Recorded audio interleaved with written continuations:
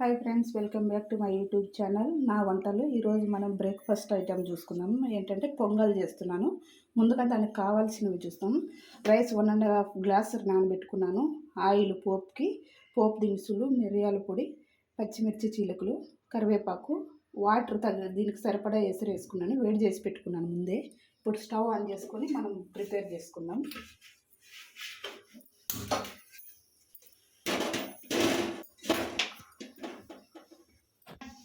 సరే అండి, హీట్ అయింది కదా, సరిపడా ఆయిల్ వేసుకున్నాము. ఒక 2 స్పూన్స్ ఆయిల్ వేసుకున్నాను నేను. ఇప్పుడు పోపు దినుసులు వేసుకున్నాను. ఆవాలు, జీలకర్ర, ఎండుమిర్చి వేసుకున్నాను. కలిపేసుకున్నాను. ఓకే, పోపు వేగింది కదా, పచ్చిమిర్చి, అలాగే కరివేపాకు కూడా వేసేసుకున్నాం. మనము కలిపేసుకున్నాం.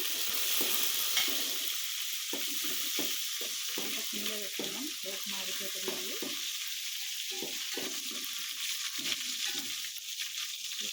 ఇప్పుడు మిరియాల పొడి వేసుకున్నాము. నేను కొద్దిగా డబుల్గా దంచుకున్నాను. అది వేస్తే తినరు కదా సరిగా.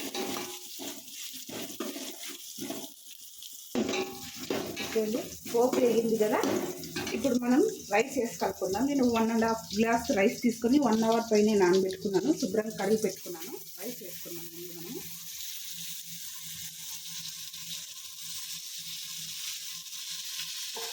ఇప్పుడు ఒకసారి బాగా కలుపుకున్నాం. కలుపుకొని అట్లా ఒక నిమిషం వదిలేద్దాం. ఇలాగే పోపులో వేసుకున్నాము. ఓకే, కలుపుకున్నాం కదా. అప్పుడు దీనికి సరిపడా వాటర్ వేసుకున్నాము. నేను చెప్పాను కదా 1.5 గ్లాస్ తీసుకున్నాను రైస్. నేను ఇది పొంగల్ కాబట్టి మనం కొద్దిగా మెత్తగా ఉండాలి కాబట్టి 1 గ్లాస్ రైస్కి 4 గ్లాసుల వాటర్ వేసుకున్నాను. అలా 1.5 సరిపడా వాటర్ తీసుకున్నాను. మొత్తం 6 గ్లాసెస్ వాటర్ తీసుకున్నాను. ముందే బాయిల్ చేసి పెట్టుకున్నాను నేను. ఇప్పుడు అన్ని దీంట్లో వేసేసుకున్నాము. ఒకసారి అంతా కలిపేసుకున్నాము.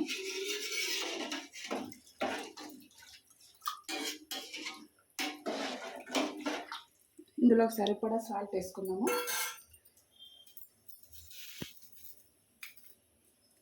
సాల్ట్ అండి సరిపడా అంత వేసుకుంటే.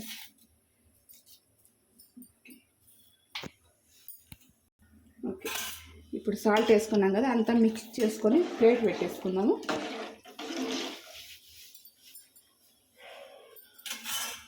ఓకే, ప్లేట్ పెట్టేసుకున్నామండి. ఓకే అండి, చేసాం కదా, అన్నం ఉడికేస్తుంది. మనం కలిపేసుకుందాం ఒకసారి. బాగా ఉడకటానికి టైం పడుతుంది. ఇవి లావ్ రైస్ కాబట్టి బాగా ఉడకాలి అన్నం ఇది. ఇంకా 50% ఉంది ఉడికేది. మనం ఇప్పుడు ప్లేటు కొద్దిగా ఓపెన్ చేసి పెట్టుకున్నాము. కొద్దిసేపు ఫుల్లోనే పోవాలన్నమాట. ఓకే అండి, ప్లేట్ తీసుకొని ఒకసారి మళ్ళీ పెట్టుకున్నాము.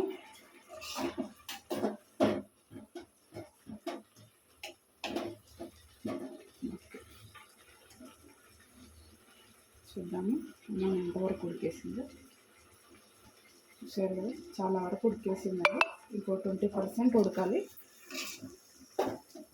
ఇప్పుడు మంట కొద్దిగా మీడియంలో పెట్టుకున్నాం మనం.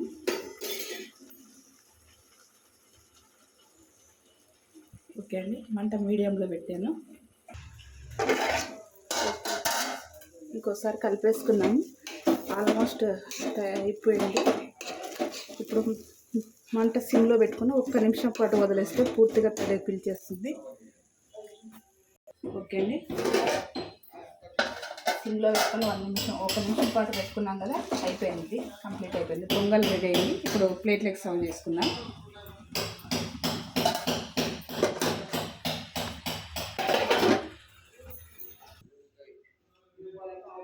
ఇప్పుడు ప్లేట్లోకి తీసుకున్నామండి. వేడివేడిగా పొంగల్ రెడీ. చట్నీ కాంబినేషన్తో తింటే చాలా బాగుంటుంది.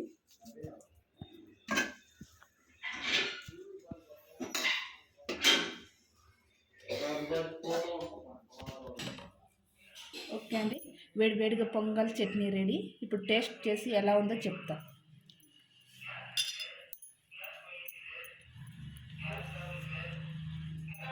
చాలా బాగుంది. చూసారు కదండి, పొంగల్ చట్నీ కాంబినేషన్తో చాలా బాగుంటుంది. ఒకసారి మీరు కూడా ట్రై చేసి మీకు ఎలా వచ్చిందో నాకు కామెంట్ చేసి చెప్పండి. అలాగే like and share and subscribe చేసుకోండి. Thank you for watching.